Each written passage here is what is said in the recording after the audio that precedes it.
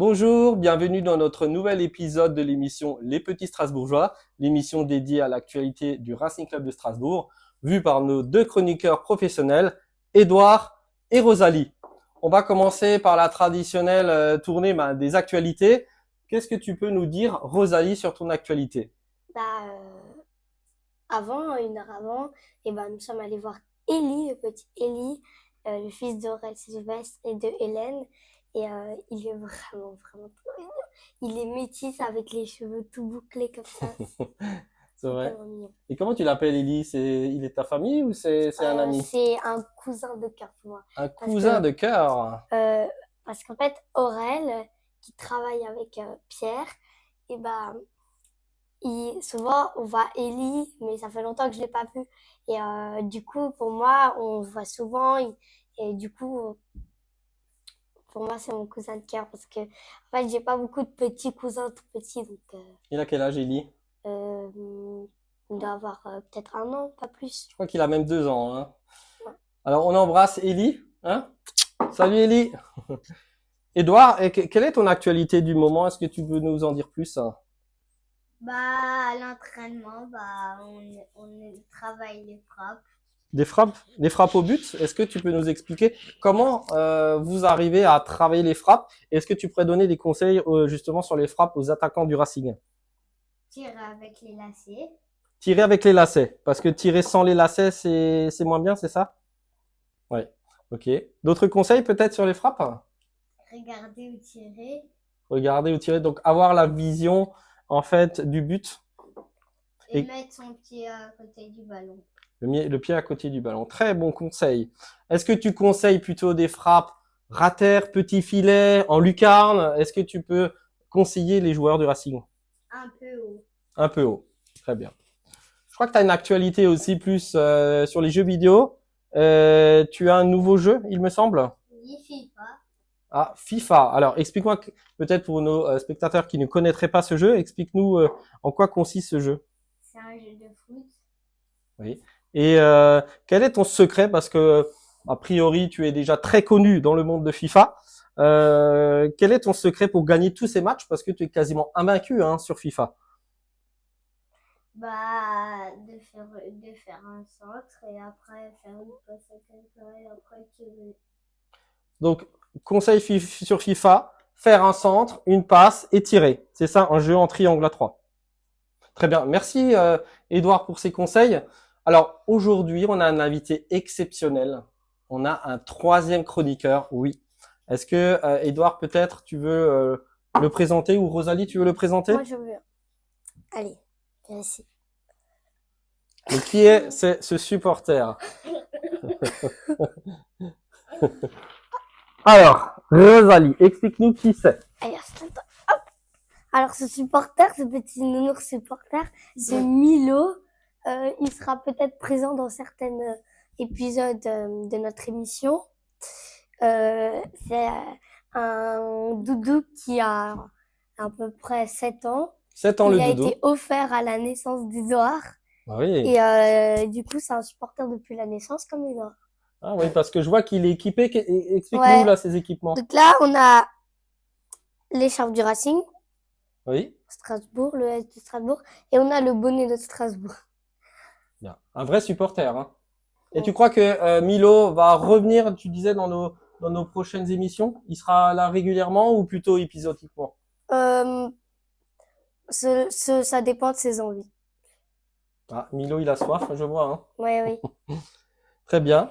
Bienvenue Milo dans cette émission. On va parler du match de Nantes-Strasbourg. Victoire de Strasbourg 3-2. But de Nantes à Samaï à la 6e. Ablin, au bout d'une course en solitaire, a marqué à la 53e. Au préalable, Oyedele, l'attaquant strasbourgeois, a marqué dans les arrêts de jeu de la première mi-temps. Et le goléador strasbourgeois est rentré à la mi-temps, Joachim Panicelli, pour marquer 2 buts avec, on peut le dire, quasiment 2 demi-occasions. Est-ce que vous pouvez nous parler du buteur qu'on ne connaissait pas trop, Oyedele, puisqu'il était blessé depuis le début de la saison. Là, il a fait un retour fracassant avec un but, notamment pour le Racing. Oh yeah, Ah, il s'appelle Oyedele. Est-ce que c'est un Alsacien Oyedele? Avec un nom pareil, à mon avis, il est 100% alsacien. Rosalie, tu penses qu'il est alsacien? Oyedele? Non, il est plutôt polonais, je dirais. Exactement, bien vu. Alors, effectivement, Maxi Oyedele est polonais et il jouait précédemment les Legia de Varsovie. Donc, il a fait son retour avec le Racing pour, on va dire, lancer cette victoire du Racing Club de Strasbourg. Malgré effectivement une équipe de Nantes qui avait un nouvel entraîneur qui s'appelle Vahid Valihodich, qui est un entraîneur très dur. Qu'est-ce que tu penses, Edouard, de cet entraîneur très particulier, un peu âgé du FC Nantes? Bah, j'aimerais pas être les joueurs de Nantes.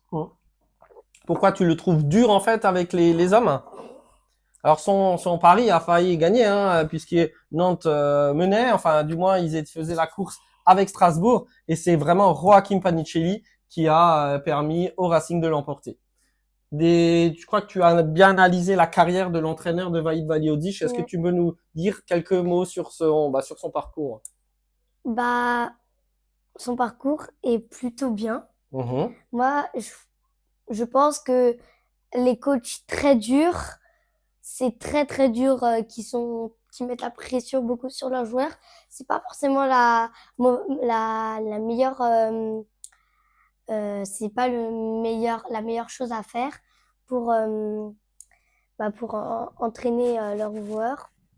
Quel type de coach, pour toi, arrive davantage à motiver ses troupes? Bah, pour moi, la Montessori, c'est pas la meilleure parce que demander, c'est pas la même chose que dire. Parce que demander, c'est comme demander plein de fois, ça changera rien, ça améliorera pas le joueur. Il faut quand même qu'il y ait de l'autorité et pas qu'il ait envie, mais qu'il y a le coach qui le motive beaucoup aussi derrière et qu'il n'ait pas juste à lui dire des conseils et lui demander. Donc un équilibre finalement, si j'ai bien compris, entre fermeté et confiance du joueur pour lui donner quelque part les clés du match et les clés du vestiaire. Ouais. Très bien, très bonne analyse. Est-ce que tu es d'accord avec cette analyse, Edouard? Oui.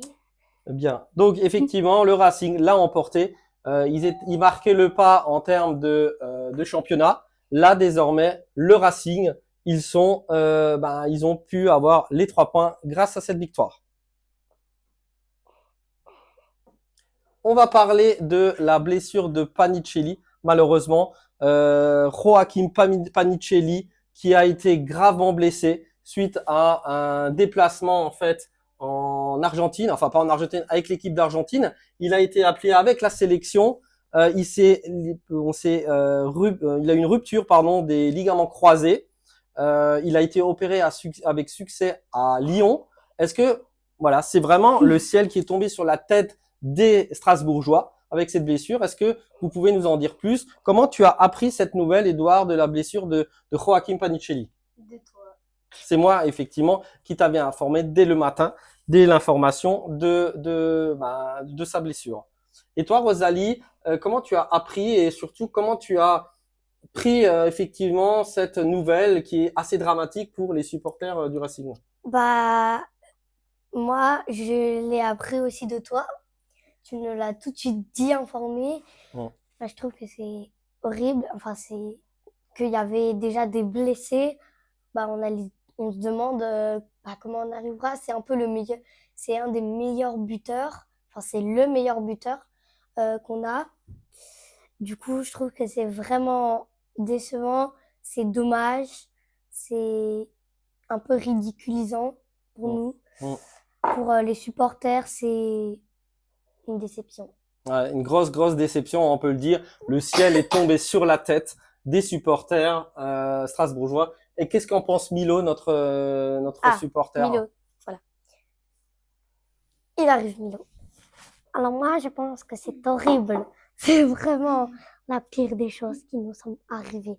Le ciel nous tombe sur la tête, comme vous l'avez dit, Pierre. Il nous tombe sur la tête. Merci Rosalie pour cette information et merci à Milo de ton retour. Salut, Milo. Et je crois que d'ailleurs tu voulais apporter ton soutien à Joachim Panicelli. Donc nous avons exprès pris le maillot pour lui donner notre soutien, le soutien fort dans ce parcours. J'espère que ça s'est bien passé l'opération, Tout qu'il à va fait. guérir vite. On pense très fort à lui. Oui. Merci Rosalie pour ce geste de soutien. On a vu beaucoup sur les réseaux sociaux les supporters du Racing brandir des maillots de Panicelli parce qu'un goléador comme ça est très rarement arrivé dans l'histoire du Racing. Donc on apporte tout notre soutien à Joachim Panicelli. D'ailleurs, à noter lors de ce rassemblement de match de préparation pour l'équipe d'Argentine, Valentine Barco, notre Racingman, a marqué son premier but pour la sélection de l'Argentine. Édouard, est-ce que tu peux nous expliquer ce que tu penses de l'émotion qu'on peut avoir quand on marque un premier but pour son équipe nationale? Bah, un peu étonné. Mhm. Content pour lui, j'imagine? Ouais. Donc, premier but de Barco contre l'Argentine avec une victoire à la clé, 5-0 contre la Zambie. Voilà. Oui, Rosalie? Pas rapport vraiment au foot, mais hier, qui était jeudi, pas forcément pour vous, mais jeudi, il y avait la journée de la sensibilisation pour l'autisme. Alors, si vous avez oublié de vous habiller en bleu, de soutenir, pensez-y l'année prochaine à vous habiller le jeudi en bleu. Parce que, enfin, oui, le jeudi 2 avril, parce que c'est vraiment important. Beaucoup de personnes sont touchées de l'autisme et c'est terrible. Alors, même si la date est passée, vous pouvez aussi vous habiller en bleu pour soutenir justement les personnes victimes de l'autisme. D'ailleurs, le bleu, c'est la couleur du Racing. Donc c'est bien. Donc c'est très bien. Peut-être explique-nous juste en quelques mots qu'est-ce que c'est l'autisme pour nos jeunes téléspectateurs. Alors, l'autisme, il y a beaucoup de formes d'autisme. Il y a notamment l'autisme, je connais le mieux, que je connais, enfin, de très loin, une personne, c'est le fils à ma professeure de danse, qui fait de l'autisme, mais il est très intelligent. Euh, En exemple, nous avons Elon Musk, par exemple, et il n'a pas de problème avec l'école, c'est juste il a un problème avec les gens. Au bout de 5 minutes, il a compris tout le cours, mais du coup, bah, il fait le CNED pour, parce que il est dans son monde à lui, et même si tu lui dis bonjour, il dit jamais bonjour parce que il est dans son monde. Voilà. Le CNED, c'est quoi? Le CNED, c'est l'école à la maison. Voilà. Ok, très bien. Merci Rosalie pour cette action et c'est tout à ton honneur de mettre en avant les journées internationales spéciales et les associations. Donc bravo, merci beaucoup Rosalie.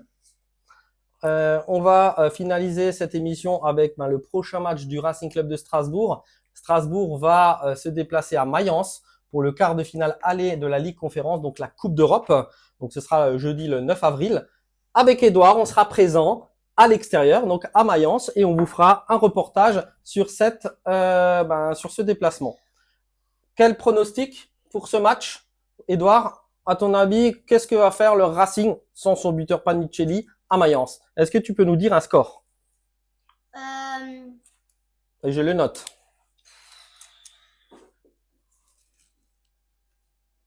2-0. 2-0 pour qui? Ouais, pour nous. Donc 0-2, je note. Et toi, Rosalie, quel est ton pronostic pour Mayence-Strasbourg, jeudi le 9 avril? 3-2 3-2. pour Mayence. Non, t'as 2-0. Pour Mayence. 3-2 pour Mayence, donc tu es un Ouais. petit peu, un petit peu craintif de ce match. Oui, oui, oui. Mayence, donc qui, effectivement, qui contient dans ses rangs Anthony Cassi, donc qui est un ancien joueur du Racing, et donc ce sera l'occasion pour lui de retrouver, on va dire, son ancien club et ses anciens coéquipiers. Bien, l'émission, elle arrive à sa fin. Je crois que tu voulais nous dire une petite touche humoristique. Oui, car c'était le 1er avril, il n'y a pas longtemps. On voulait vous faire une petite blague, car on a dit beaucoup de choses tristes, donc j'aimerais un peu ramener de joie dans cette émission. C'est aussi parce qu'il n'y a pas de bientôt, donc voilà. Alors, je voulais la blague action. Merci pour Carambar avec ses blagues toujours aussi humoristiques. Alors, qu'est-ce qu'un chat très surprenant? Qu'est-ce qu'un chat très surprenant? Allez, On vous laisse, disons, 10, 9, 8, 7, 6, 5, 4, 3, 2, 1. Roulement de tambour, un chat alors.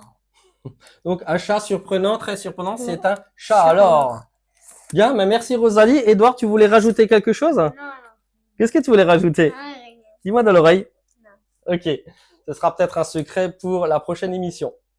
Bah écoutez, moi je vous remercie beaucoup pour cette émission. On va rendre l'antenne et traditionnellement, qu'est-ce qu'on dit avant de rendre l'antenne? Allez Allez, Racing! Racing! Allez, Racing! Ah, c'était bien!